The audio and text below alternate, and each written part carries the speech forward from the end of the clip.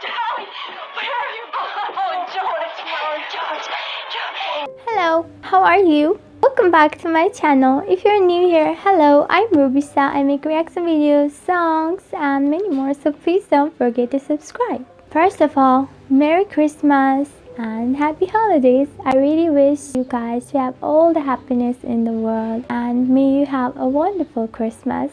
It's Christmas time, everyone is watching movies and everyone is playing Christmas songs. So today we'll be watching this Christmas classic, It's a Wonderful Life. This was my first time watching this movie and my God, I cried like a baby. Give him a break, God. I love him, dear Lord. Watch over him tonight. Please, God, something's the matter with Daddy. Looks like we'll have to send someone down. Your eyes open. Your wings, you'll see all by yourself. Oh, wonderful. Hey, who's that? That's your problem, George Bailey. So what is happening here is everyone is praying for George Bailey, and the gods up there listen to the prayer and they decide to send a guardian angel to help George Bailey. The guardian angel has to know a little bit history about George Bailey, so gods up there decide to show him his childhood and everything. Now the guardian angel is carefully watching George Bailey. And here comes the scared baby, my kid brother, Harry Bailey. George, help! Help! Harry, I'm coming! Help! Harry!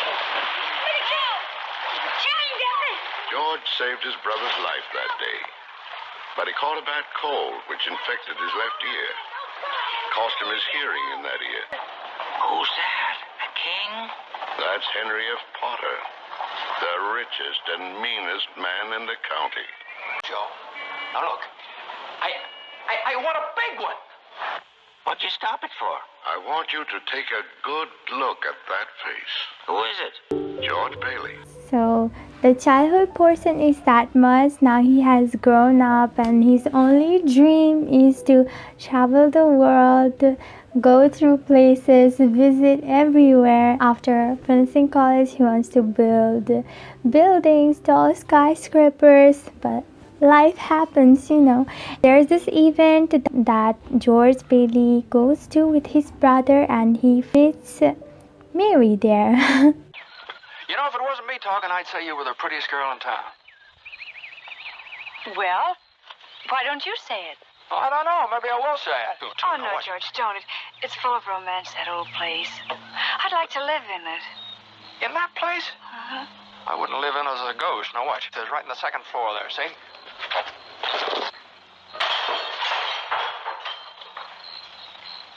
What'd you wish, George? Well, not just one wish, a whole hatful.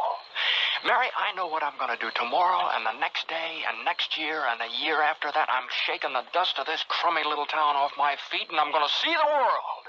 Italy, Greece, the Parthenon, the Colosseum. Then I'm coming back here and go to college and see what they know. And then I'm going to build things. I'm going to build airfields. I'm going to build skyscrapers 100 stories high. I'm going to build bridges a mile long. Well, you going to throw a rock?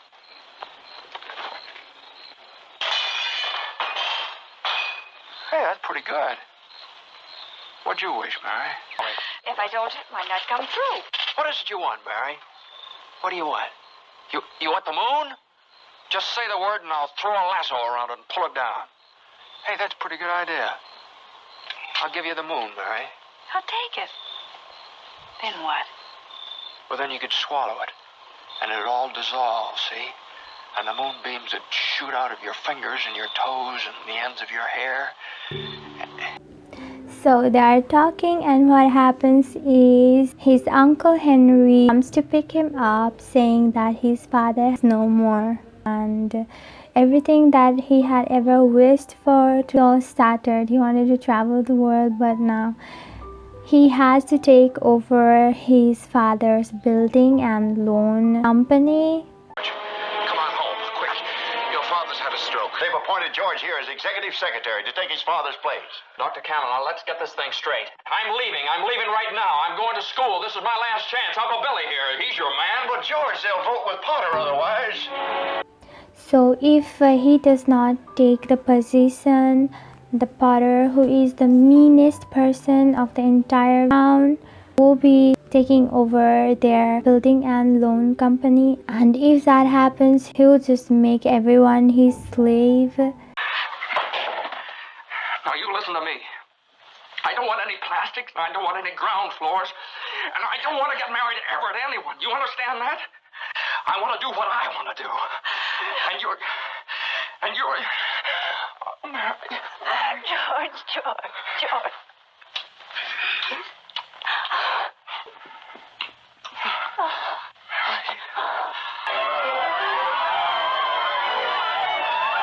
They get married, and the uncle Henry goes to bank to deposit money, which is $8,000 from their building and loan business.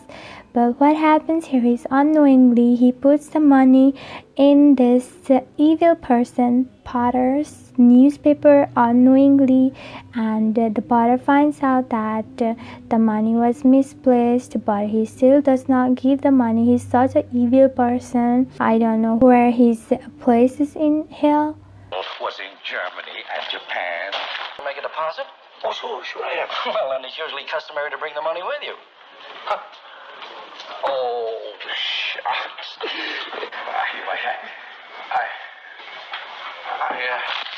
Bailey.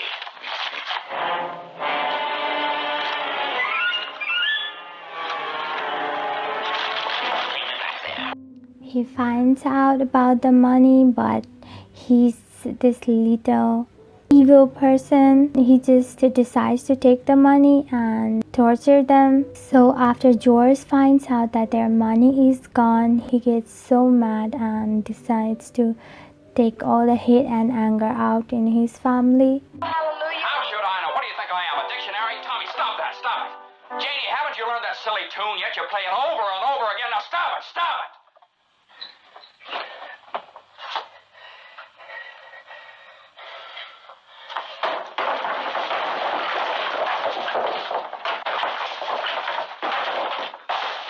And now desperately goes to Potter and asks for help, but this evil person, he tells George that he's better off dead than alive. It makes me sad that people like this are there in real life, and they are so greedy they will never be satisfied. I don't know what they think. Maybe they'll get out alive or something, or maybe they'll take all their money to their grave with them. Please help me, Mr. Potter. Miserable little clerk crawling in here on your hands and knees and begging for help. There's more dead than alive. Now he is so disappointed and depressed with his life. He just wants to take his life away, and then the guardian angel comes in to rescue him.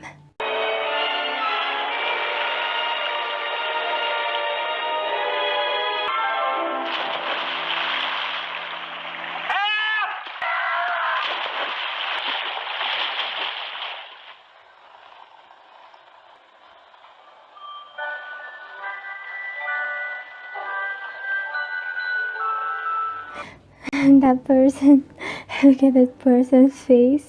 He really cannot believe that that is the person that they saved from the ice cold water. Happened to fall in. I didn't fall in.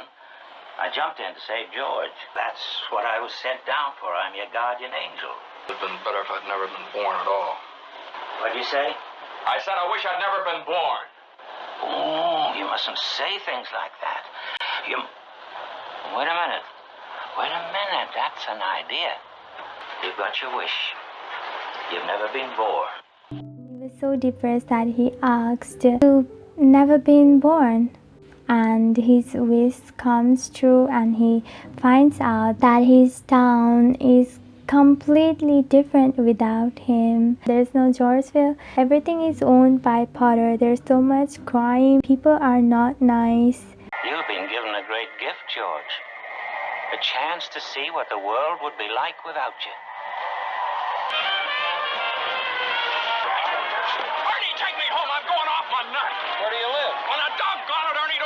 pulling that stuff. You know where I live, 320 Sycamore. Now hurry up. All right, 320 Sycamore. Yeah, hurry up. Do. All right.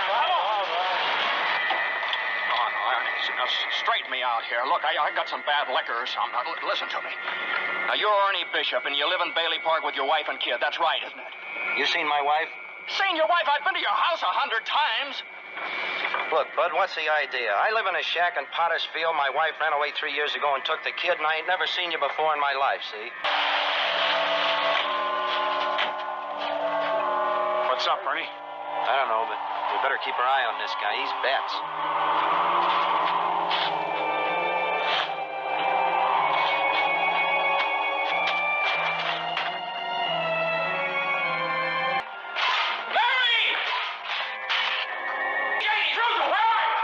They're not here, George. You have no children. Where are they? What have you done? All right, watch him, Bert. Bert, Ernie, what's the matter with you two guys? You were here on my wedding night. You both of you stood out there on the porch and sung to us. Don't you remember? Listen to it. Ernie, will you take me over to my mother's house? Sure, Bert, listen, it's that fellow there.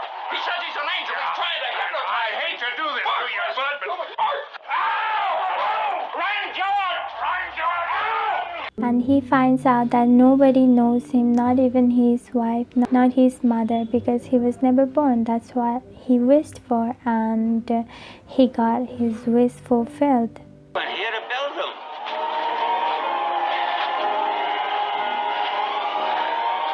Your brother, Harry Bailey, broke through the ice and was drowned at the age of 9. That's a lie. Harry Bailey went to war. He got the Congressional Medal of Honor. He saved the lives of every man on that transport. Every man on that transport died. Harry wasn't there to save them because you weren't there to save Harry. Mary!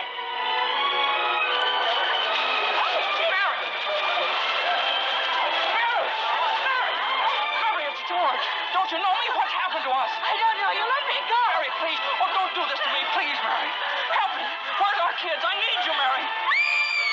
Help me. Now he realizes that his life was wonderful, and he helped lots of people to be happy, to build their own houses, to build their own business. The place where he lived would be completely different without him. Help me, Clarence. Get me back. Get me back. I don't care what happens to me. Get me back to my wife and kids.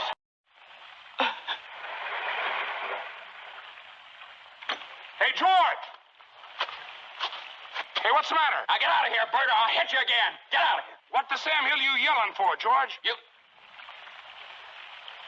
George. Bert, do you know me? Know you? You kidding? I've been looking all over town trying to find you. Merry Christmas! Well, Merry Christmas. Yay! Hello, Bedford Falls! Merry Christmas! Merry Christmas, George! Merry Christmas, George. Merry Christmas, movie house! Merry Christmas, Emporium! Mr. Bailey, there's a deficit. I know, $8,000. George, I've got a little paper. I'll bet it's a warrant for my arrest. Isn't it wonderful? I'm going to jail. Merry Christmas. Reporters are... Where's Mary? Mary Christmas, Daddy. Kids. Pete. Oh. Kids, Janie, Tommy. George! George, darling, where? George, darling, where are you? Oh, George, George. George. Let me touch you. Are you real? Oh, George.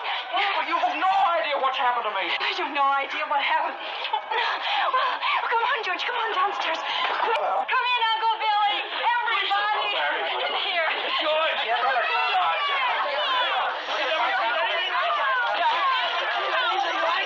wonderful? So many friends. Mary did it, George. Mary did it. She told some people you were in trouble with it. They scattered all over town collecting money. Didn't they? I busted the jukebox, too. It is so beautiful, this movie. So he was in short of $8,000, and his wife prayed for him. His entire village was his friend. All of them, they prayed for him, and God sent a guardian angel to save him. He was depressed because he didn't have money. His lovely wife helped raise more than $8,000. If you have friends, you are never poor. We need this kind of message once in a while in our life when we're feeling down. There will be bad days, but just remember that after every dark night, a beautiful, sunny, bright day will wait you. So always look forward to what future holds, and always be happy and never give up. Never. Always try to be happy with whatever you have, because it's here today and it might not be there tomorrow, like in this movie as well. Cherish what you have. Be grateful that you have everything. If you have beautiful family, a bed, and roof over your head, you are the most richest person alive. Don't ever think of taking your own life, because it is not just your life to take away. There are so many other lives that you have changed that depends on you. This movie just, awakens you. Like, if you are feeling down, you should obviously watch this movie. Thank you so much for watching. Give me thumbs up and please subscribe, and I'll see you in my next video.